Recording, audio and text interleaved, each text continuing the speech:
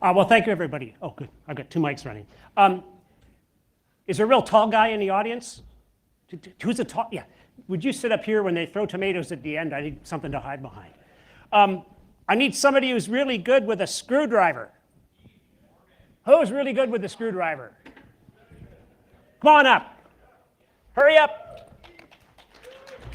Hustle up. Rule number one, have audience participation, right? So what I want you to do, you could like sit down there, take this apart, okay? Don't lose the screws, take it apart, and when you finish taking it apart, you can pass it around. There's something really cool inside that people just gotta see. So, Internet of Things security. Let's start.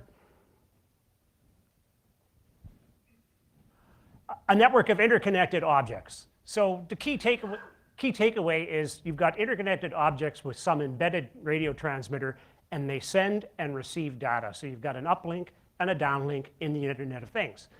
And that could be pretty bad. And the number of devices, when I wrote this slide 2 weeks ago, it was at 50 billion, and I just read this morning the latest estimate is 60 billion. So there are billions of devices in the Internet of Things coming along, and that's pretty incredible. And for these threats, or for these devices, they all operate in the broader radio frequency spectrum. And we're going to talk about that spectrum today and what its impact is on you and some of the things you'll hear about that spectrum. And I'll lay it all out on the line so you get the ground truth from me. But basically, you start to see a whole bunch of protocols with these embedded devices.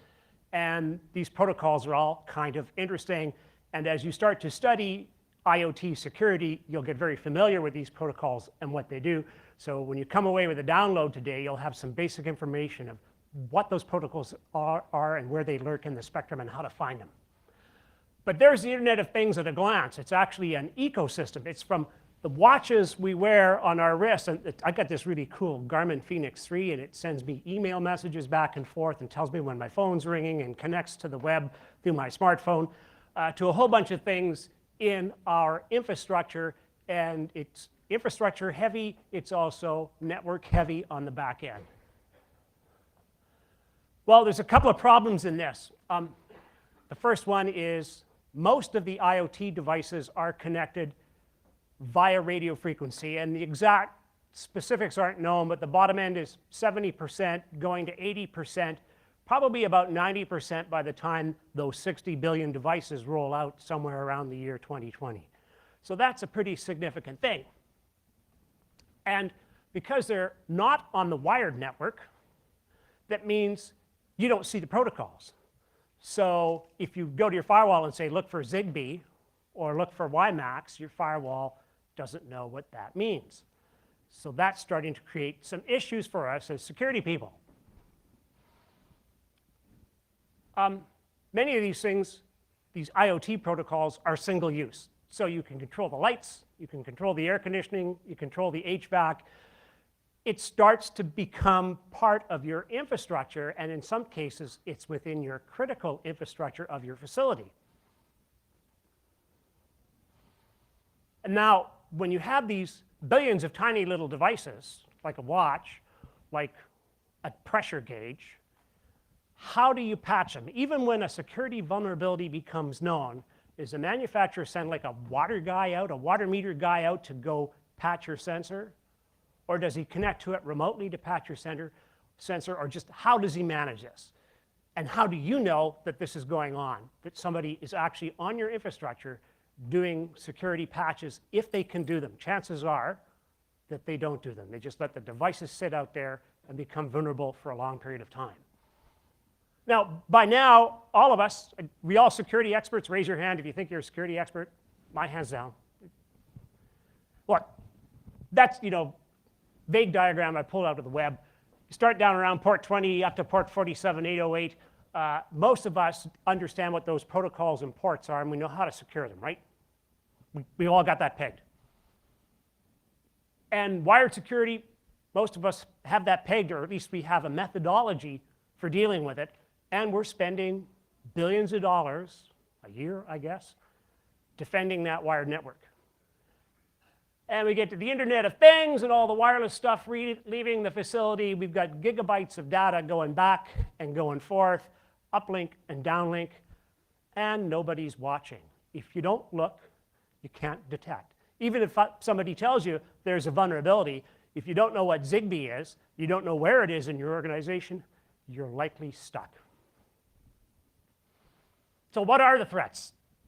Let's just briefly talk about the threats, and then I'm going to introduce you to a real threat expert in a minute. Just do a search on something like bugs on Amazon or eBay. Thousands and thousands and thousands of devices. Rogue cell towers. In 2014, a rogue cell tower was known as a stingray. It was the domain of law enforcement and intelligence services. They cost hundreds of thousands of dollars, and the idea was to do a man-in-the-middle attack against cell phones, so you could pick off an individual person's cell phone and you could do nasty things to them. And today, they're down in price. So, want a rogue cell tower? $5,000. Want to package it in something that's interesting, like that? You can hold it up. If you're smart enough, you can get things like rogue cell towers inside power bars. Really cool. Now, before I get on and on talking about the threat, I understand a little bit of the technical threat. I think you should hear it from a real threat expert to add some context into today's discussion, because context is always good. The threat guys like me were running around saying, there's a threat, there's a threat. You need a context. So I'm going to introduce you to Nicholas Shirkogo, one of the finest cyber threat guys I knew in the Chief of Defense Intelligence, where he ran the cyber threat cell for CDI for a number of years. Nick, come on up. Push for the green button. Green button advances. Good morning. Thanks for the opportunity, John. What I'm going to do very briefly is just talk about, as John said, give us some threat context around these wireless devices. So I have an Intel background, so you'll hear me speak from an attacker perspective. It's not like I'm wanting to attack all these systems, but that is the perspective I'm going to provide context for. So there's basically three different areas that I'm going to talk about. When is this likely to be used? How it will be used, to what usefulness to an attacker, and what are some of the risk areas from the attacker. So the main challenge in trying to project the threat of something that is not yet widely exploited is that we don't have that data to be able to make that assessment with any confidence. So in order to project the directed threat against something that is not yet seen, what we have to do is go back to basics and understand why attackers choose to attack things. So what you see on the right-hand side, hopefully somewhat clearly, is a model I developed to do this, to look at the motivations of an attacker and try to determine, in particular cases, for an attacker specifically, when they would affect a specific type of attack. So the primary factors that influence this are the opportunity to conduct an attack, the ability to repeat that attack, the duration of effect or outcome, the scale of the target, so the attack surface, the development time, the ability to synchronize their activity against their outcome, and the overall complexity. And when you look at these factors as a whole, what you want to look at is whether or not an activity is worth the return on investment of what the attacker has to do in order to get the outcome that they wish. So you can find an article explaining more about this in Vanguard Cyber issue back in April. You can Google that. It's online. It's free. So when you look at this model and you apply it to this situation, basically what we come up with are two very simple statements, that adversaries will only use wireless threats when there is a specific return on investment compared to another option or method. The converse is also true, that scenarios where the ROI for using this type of exploitation is lower than other methods, those other methods are more likely. Awesome. So what are some areas where exploiting this type of technology could be useful for an attacker? Well, in cases where there are no monitoring for this type of wireless exploitation, it will be useful for sustaining access to a particular target, for reestablishing access to that target, right? And that's, again, going to be based on how that target is put together. It also, as John mentioned, has the capability of circumventing a lot of your classic choke point type security, your perimeter and your choke point on the network. This is useful to establish command and control and also to propagate between devices in a way that does not trip established network-based sensors. Degree of repeatability can also be very useful, although it's going to be dependent on the target environment. And it's also going to be dependent on whether or not that target is, again, monitoring for this type of attack. The last piece that's useful is the ability to invisibly pivot from one device to another through wireless interfaces. And I'm going to repeat this a third time, if the target environment is not being monitored. So risk areas. Why are understanding risk areas important from a threat context? It's important because we want to, there's two main things. First one, engineering. If we engineer to reduce, we raise the risk for the attacker, we're reducing the likelihood of those types of attacks. Conversely, if the risk areas get eliminated, you are increasing the likelihood for those attacks to occur. So some of those risk areas, physical access, a lot of these attacks may require access or proximity to your target. Although, as John, I believe, is going to talk about, the potential from pivoting from one device to another is something that we have to look at, we have to be watchful of, and is beneficial for an attacker. There could be some upfront investment in new technologies and tactics that could pose a risk. There could be time-related risks to execute related to this attack. Inconsistency in the target environment will reduce the overall return on investment. But that is per target, and the repeatability is something that the adversary is going to always want to be worrying about. They don't want to put a lot of money into an attack that they're going to use once. So final thoughts is that as exploitation tactics in this area, although they're nascent now, as they increase, what we should see are a reduction of the overall risk for an attacker, and again, that means an increase in likelihood of seeing these types of things. And the useful scenarios for exploiting wireless IT devices and protocols should increase over time. Again, increasing the likelihood that we see these types of things. At a minimum, what we should be doing as a community is really establishing a baseline of what we can see around us and monitoring for those types of threats so that we can, again, in the future, make a more informed decision as these types of exploits start becoming more prevalent. Thank you. Thank you, Nick. Thanks. So it's always good to have context when we're talking about new threat areas because, you know, the sky's falling with 60 billion devices, but what is the context? And so that kind of sets a good context. Now, some of that was very technical and spoke in big words. When I was very, very young, I worked at one of the agencies, and I was trying to understand these things, and they told me, well, John, it goes like this. One day, a very senior politician said, I've got to get into this embassy.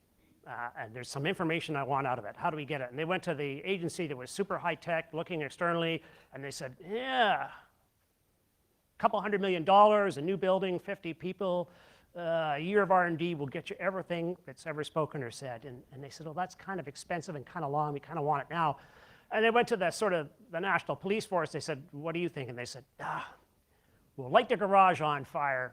When they all run out, we'll send a guy in the back door. He'll break in, we'll get you what you need. And they said, fire, it's kind of risky. We don't like that. You know, our experience with barn burning wasn't very good. And then the third guy there, who was kind of like the internal security agency, said, look it, guys, it's pegged. The maid's on my payroll. Context. Lots of examples at DEF CON. So if you want to do open source on RF attacks and what people are doing, we go to DEF CON and we look at things. And they do all kinds of attacks, and some of the attacks are coming out in the open press, and so you may have heard of things like Mousejack and Key Sniffer. A word of warning. You're balancing on some pretty significant ground here when you start to say, oh, I'm doing attacks, or I'm researching attacks, or I'm in possession of devices that can do attacks. You fall under the Criminal Code of Canada. So when you're dealing with people saying, I know all about the threat, I'll do that threat analysis for you, make sure that those people are properly licensed by the Government of Canada to conduct such activities.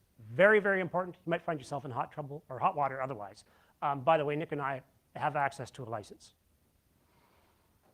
So, RF hacks in the news. Let's go briefly, and you can research these later on.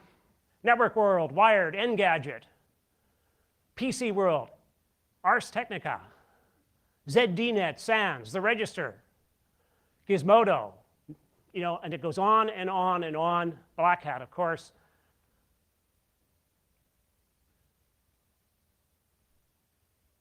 And more. This is the key takeaway. If you want to remember anything about what the future is going to look like, down there, 2011, maybe 3 hacks at DEF CON. I said DEF CON was the place where we go to look for open source things that are happening. You get up to 2016, there's 20 attacks, and that curve looks pretty cool. So that tells you that there is a trend over the last 5 or 6 years that radio frequency-based attacks are actually happening and being perfected. So what are the technologies that are being used? Well, software-defined radio. So software-defined radio is build the radio once and then control everything by software, and that's kind of cool. 10 years ago, a cheap one was $20,000. An enterprise class one or an attacker class one was in the order of $100,000. Well, that was a long time ago. Today, $20 puts a software-defined radio in the hands of any kid, and $1,000 gets you a pretty precise tool. So now the cost of the attack tools has dropped. But that's just hardware. I mean, what about software? Software, GNU Radio, other programs, some are up there. The software is free, downloadable, and the cool thing is the software is designed to be used on the software-defined radio. So now you have a $1,000 attack tool and free open source software. Caveat emptor, be careful what you design with that open source software. Go back to 101, okay, of the Criminal Code of Canada. But it shows you that the cost of the attack is starting to drop. Now the big secret, the Internet of Things isn't about things, it's about the radios. It's radios that are embedded around us. For example, that Samsung S7, look at that. 9 radios on the S7. That's kind of cool. Where do they operate? And you'll start to see a trend that these things are operating at the bottom end about 700 megahertz, 500 megahertz, and the top end at about 3.5 gigahertz. And that's where we're starting to see all of the protocols. So you don't have to say, 20 gigahertz, 28 gigahertz, 18. No. 50 megs to 6 gigs is where it's happening and where it's always going to be. We follow the trends, we follow the standards. There's a home automation hub. Similar sort of trend, look at that. Down at the bottom, 400 megs, up at the top, 2.4 gigs. The attacker's guide to the radio spectrum. If you have an attacker who's going after the Internet of Things, that's where he's going to be, in that sweet spot. He's not interested in that other stuff for a lot of good reasons. First of all, there are no targets there. Those 60 billion devices, they're going to be here. And this is where the current Internet of Threat or Internet of Thing threat focus is. We're going to look at these technologies. At the top, you see Wi-Fi, high data throughput, very short range. At the bottom, you see things like Sigfox and on-ramp, very low range data, but very long. And I can confirm that Wi-Fi has a range of 1 kilometer. And 15 years ago, I was doing this, testing. Yeah, 1 kilometer was pretty good. You'd get a decent Wi-Fi signal, and you'd get it off of devices that weren't supposed to be turned on, but were, and allowed you to do some pretty interesting tests. And that's just Wi-Fi. And if you're a really good PCMCIA card, who remembers PCMCIA cards? Well, the first wireless cards are in there based on what the Harris chipset. If you took that little cover off, you could solder in a new antenna connection, and it would go to this thing here, which is a big antenna with an even bigger amplifier on the back, and all of a sudden, you had an attack tool. And there's an attack tool on that thing that I haven't loaded up in years. It's called Flamethrower. And Flamethrower was a euphemism for flamethrower. But if you remember the days of Wi-Fi deauthentication attacks, you could just throw out deauthentication frames and you could take Wi-Fi off. And the concept was this was a tool that was run under Windows 3.1 1. And you could sit there and say, oh, target network, let's flame it. We didn't release that tool into the wild. Section 101. Okay, it was a great tool to experiment with, but never released into the wild. So there are some responsible people out there. Right? So what's the first thing that an advanced persistent threat does? Reconnaissance, reconnaissance, reconnaissance. Here's a guy. He put a Zigbee collection device on a drone, and he went around an industrial park and said, what Zigbee is out there? This has already happened. So he's going after Zigbee. Why? Because Zigbee had some interesting things to it. It was an unsecured protocol. He flew a drone around and said, look who has Zigbee. I've done my reconnaissance. Now that I've done a reconnaissance, I know if there's Zigbee in the organization I want to attack. And that's just Zigbee. There's a lot of other protocols out there too. So that's kind of interesting. And the real problem is that today, if we care to look in our organizations, we find that it's ready for radio, and when you look, you say, oh my gosh, there's an unconfigured Zigbee network over here, there's a Bluetooth keyboard or a mouse running here with a vulnerability. We start to see these things when we start to look into organizations. So what we need, though, for this new field is a methodology, and just like everybody else, I think we should look at something similar to detect, analyze, and respond. But we're dealing with radios. And that's different. We're not dealing with routers, switches, hubs, and all that network stuff that people understand as radios. So who are the radio people that are really good? When I go out there and look for people, I said, well, this guy won the DARPA Spectrum Challenge with software-defined radio. That's pretty good. That's like at the top end of kind of researchers that are out there now. So those are the people that I have discussions with, and it's very interesting what they do. But let's get back to detect, analyze. And I throw in locate and respond because locate is kind of like a subset of analyze, but deserves special mention. In detect, the trend these days, we use collaborative software-defined radios. We don't use these big, heavy black boxes and run a computer on them. We actually take the chips, we build them into a sensor. You build a special purpose sensor with multiple software-defined radios on a single sensor platform, because then you can do an imaginative things like it. You can say one spectrum, look over here, the other radio, look over there, the third radio, do this, continually scan, and you start to get some intelligence in the way you scan for information and find unknown signals. Analysis is to use device fingerprinting. What's in the device? So what's in that cell phone? Those 7 radios in that Samsung, can you analyze all of those? And yes, if you're good, you can. But when you start to do analysis of protocols, it means you're doing some heavy lifting mathematically. It's not the sort of thing that's done on a laptop in a multi-user large institution. You're talking of a backend that's run on the cloud where you can get the processing power you need to look at the hundreds, if not thousands of devices in an organization with 5, 6, 7, whatever radios on them. And when you do your analysis, if you drop down into the protocol level, you can start to say, I can create something that's very interesting for the security world. I can create something called a radio frequency persona or an RF persona, meaning that cell phone that belongs to whomever, you can say, this is somebody's cell phone. I know who it is. And if I tie that in to something else, which I'll show you later, the RF persona becomes very interesting from a security perspective. We're associating devices with people. Locate is localization. If you say there's a threat, and a radio frequency threat, in my days from electronic warfare, I can remember sitting there just before the jump off into Panama. There's a threat, and the first thing the colonel says, where? Got to localize. You got to give him some geolocation context to say the threat is here, and he'll say, oh, great, I'm not worried about there, I'm worried about over here, thanks very much.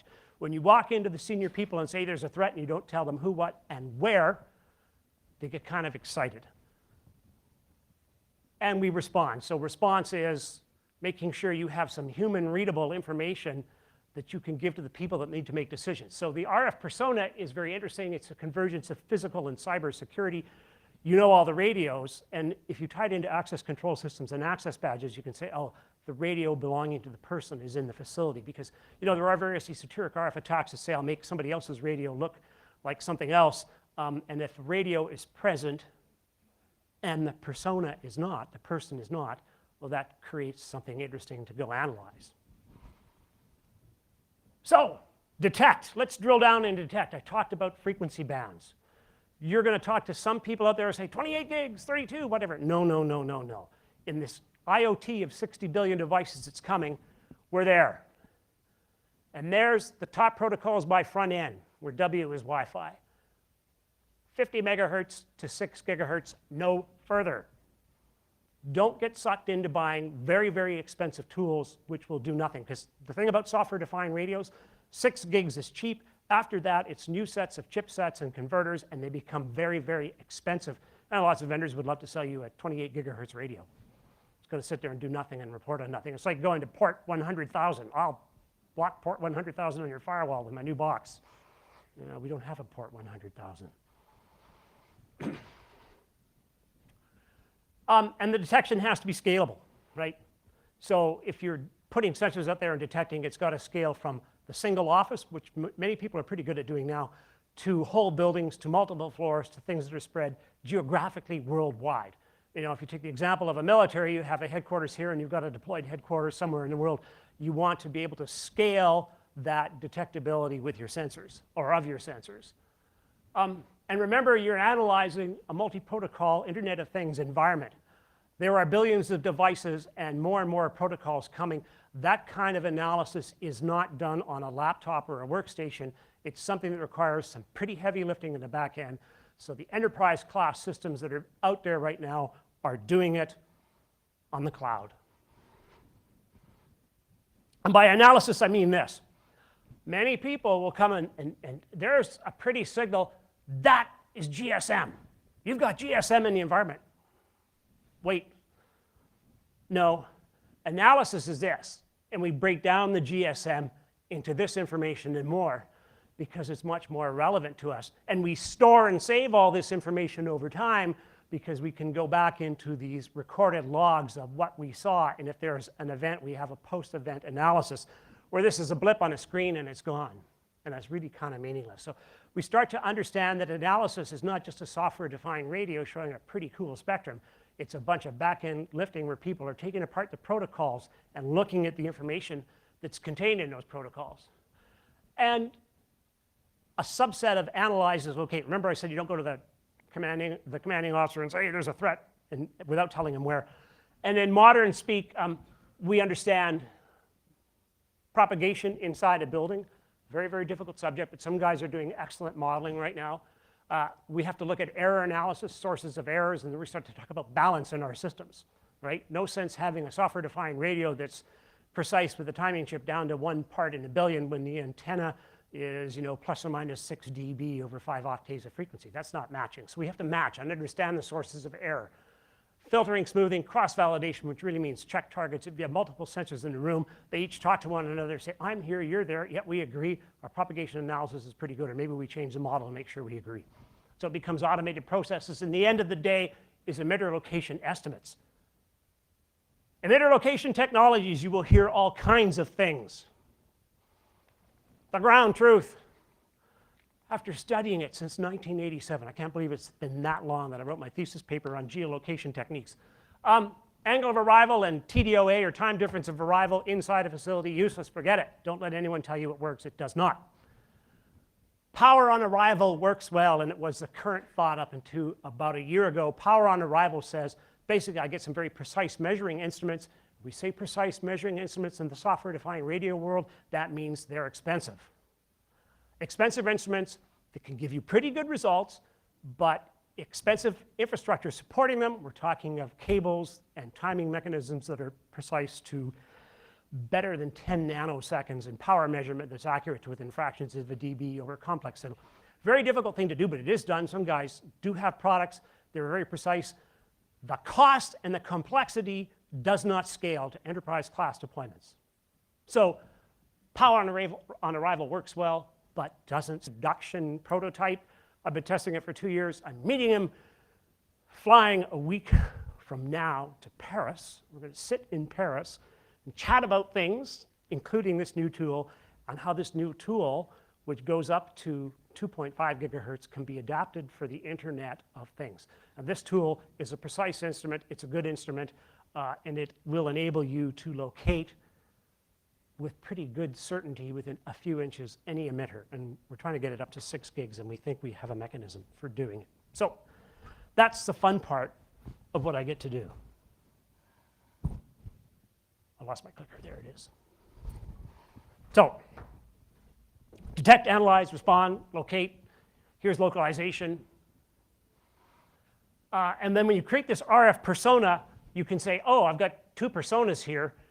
And if you collect enough data, you can say, well, where were they during the date range?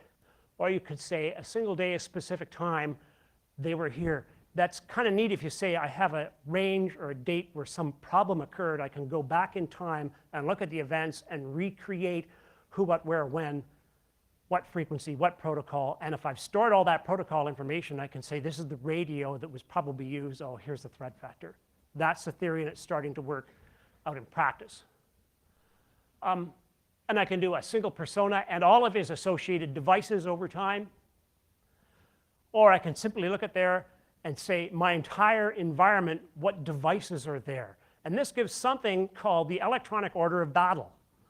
What are the electronic devices and where are they in my facility, and what might be threats? So you've got some pretty good analysis tools with the geolocation and the RF persona to start to drill down and do security assessments on your facility. And it's important that there's a response. And so if an immediate known threat pops up, that threat is sent up to an operations center, somebody who can take charge. So we have SOCs now, we have reports and returns. The things that are doing IoT security should be sending reports back to the SOC in human readable format. Not, there's a problem at 2.4 gigahertz on hop 15. Yeah, I get that. No, there's a Bluetooth thing and it's giving internet access, and it wasn't here before, and it's in the server room.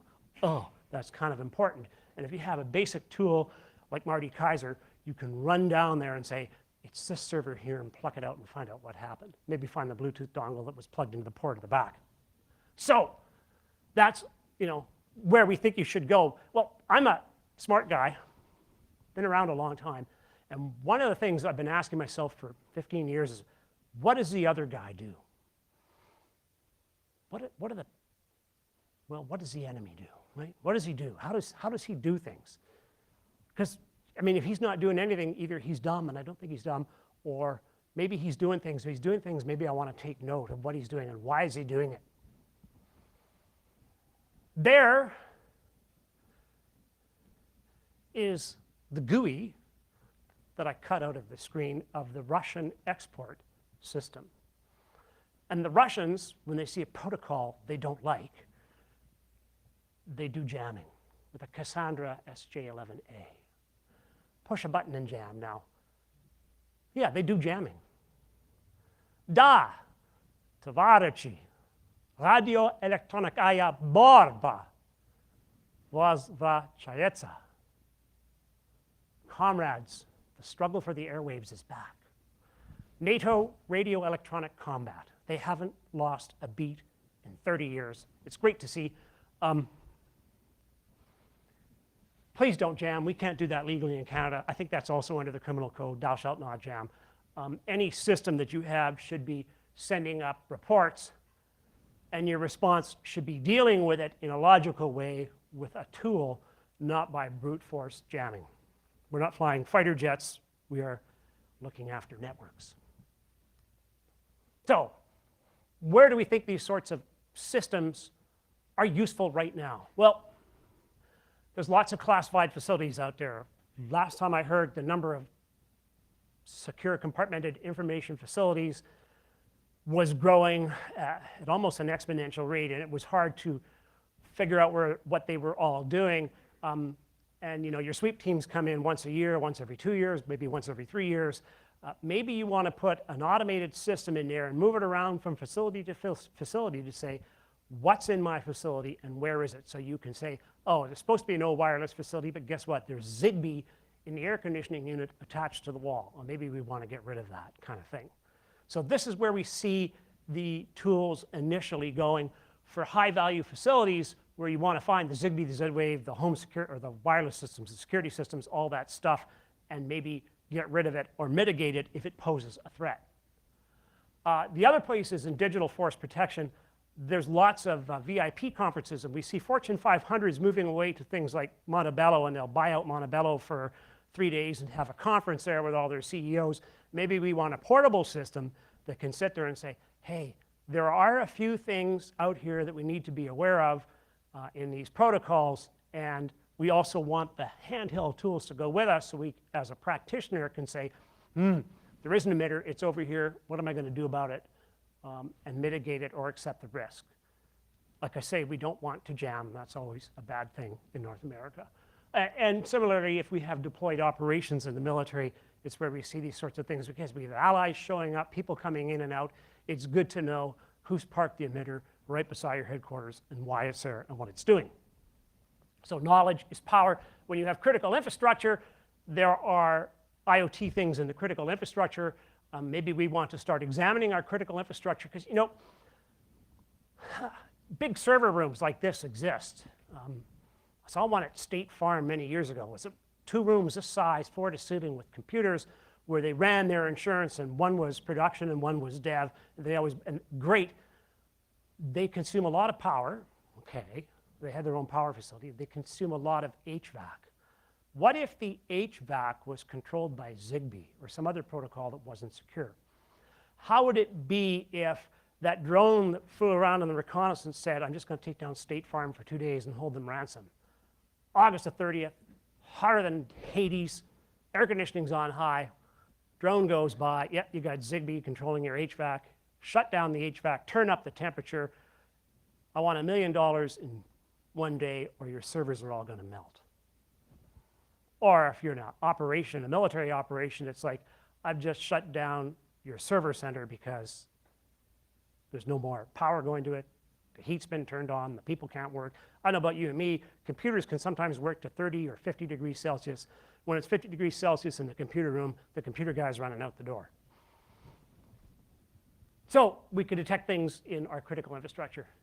The most important thing today is to ask ourselves the question, where is IoT? What IoT devices are running in our organizations now? That 60 billion devices is coming.